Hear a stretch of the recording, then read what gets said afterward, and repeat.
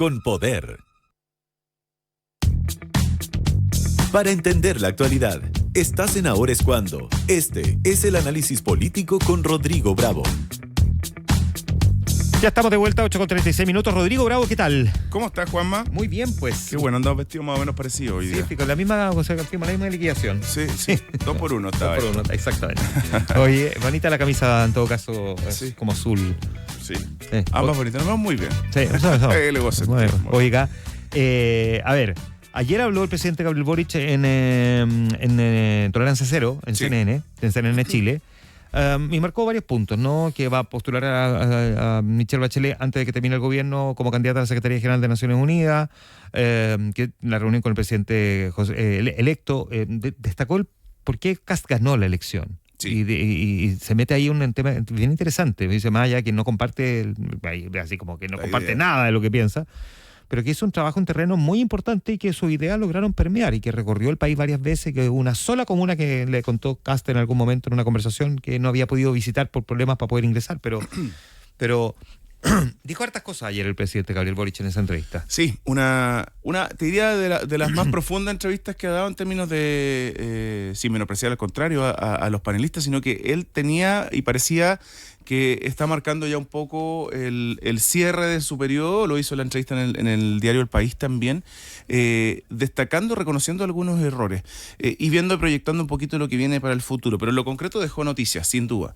La definición de que la expresidenta Michelle Bachelet va a ser oficializada su candidatura en su administración va a generar un enredo con la actual oposición que va a ser oficialismo desde el 11 de marzo, porque, entre otros, Johannes Kaiser lo había puesto dentro de sus líneas rojas, sin escribirlo en particular, pero desde el Partido Nacional Libertario habían asegurado que no estaban de acuerdo con la postulación de Michelle Bachelet. Al momento de hacerlo, el presidente Gabriel Boric deja amarrada la decisión que pueda tomar el presidente José Antonio Kast, y pese a que no quiso publicitarlo, me imagino que es parte de la agenda que van a tener mañana en esta reunión cumbre que nace desde el proyecto de Sala Cuna Universal, después de una interpelación mutua en la inauguración del Congreso del Futuro, pero hay hartas cosas que están sobre la mesa. Ayer en la misma entrevista en CNN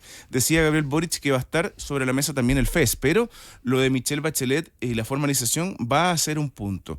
Ahora, Juanma, creo que en la contingencia pura y dura de lo que ocurrió ayer, hay un tema que se lo marca Mónica Rincón, que es la propuesta de los logros, o sea, en la lista de los 1000 logros del gobierno del presidente Gabriel Boric, que se lanzó hace un par de días en el 300 y algo, está puesta la ley Naim Retamal como uno de los logros del Ejecutivo. Y el presidente Boric ayer fue muy explícito en desmarcarse, descolgarse de ese proyecto. Primero, recordando que es una iniciativa, la ley Naim por un lado, la ley Retamal por otro. Estamos hablando de 2 funcionarios de Carabineros asesinados en el último periodo o en el momento en que esto se estaba discutiendo.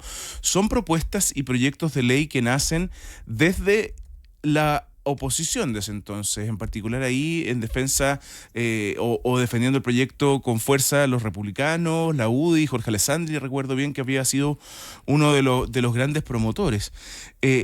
Descarta el presidente Boric de todas maneras que esa norma busque la impunidad, porque ayer Fabiola Campillay, senadora de la región metropolitana, manifestó la salida de la sala del Centro de Justicia donde se definió el futuro de Crespo y este golpe de alguna manera a Gustavo Gatica, porque se identifica finalmente que hubo un disparo por parte de este oficial de Carabineros, pero que no hubo intención, básicamente, de, en este caso, quitarle la vista, que es lo que lamentablemente le ocurrió al diputado electo Gustavo Gatica. Y Fabiola Campillay es muy crítica contra el gobierno de haber sido promotores de esta impunidad que ella califica se transformó la ley Naim Retamal.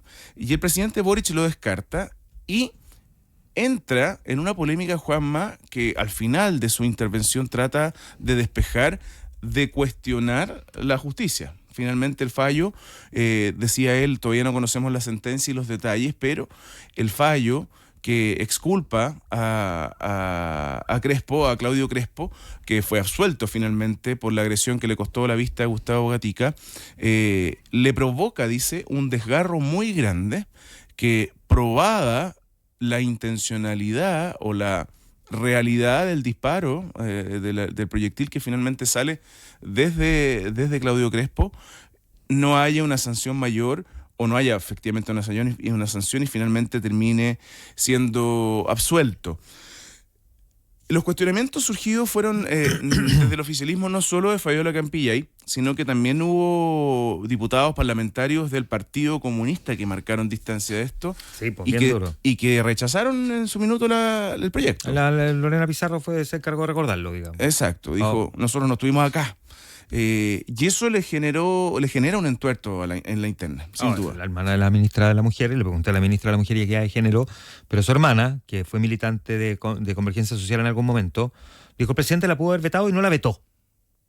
O sea, y ese es el punto final. El presidente no la vetó. Por lo tanto, si el presidente no la veta, es una ley de gobierno. Es una ley que el gobierno finalmente terminó por validar. Podemos discutir, digamos, que una cosa es la ley Naim y la otra la ley Retamal, pero al final yo creo que aquí es lo interesante, más allá de quienes empiezan a tomar distancia y dicen, oye, yo no la aprobé, entonces, no, es la gran diferencia ideológica que existe entre el Partido Socialista y el Frente Amplio y el Partido Comunista. O sea, están pegados con chicle hace mucho rato. Sí, en el fondo esto es la confirmación de que la gente no comulgaba con ruedas de carreta y no se compró esta unidad y este gran arco, digamos, del oficialismo bajo digamos, sosteniendo la candidatura de Janet Jara. O sea, Janet Jara es parte del Partido Comunista. ¿Ella es partidaria o contraria a la ley Naim Retamal? Y por lo tanto, ¿se entiende, no? ¿Se entiende? Claro. Creo que eso define la misma conversación que teníamos un momento con Johannes Kaiser, que probablemente habría sido el gran problema del Partido Nacional Libertario si es que hubiese integrado el gobierno de José Antonio Kast, que a esta altura parece que ya no lo va a integrar, y si lo integra va a ser muy tangencialmente, de tener que hacerse cargo de cosas con las que no están de acuerdo. Y eso es lo que le pasa a partidos como el Comunista. Y es bien curioso, porque en este caso además el partido Frente Amplio es el partido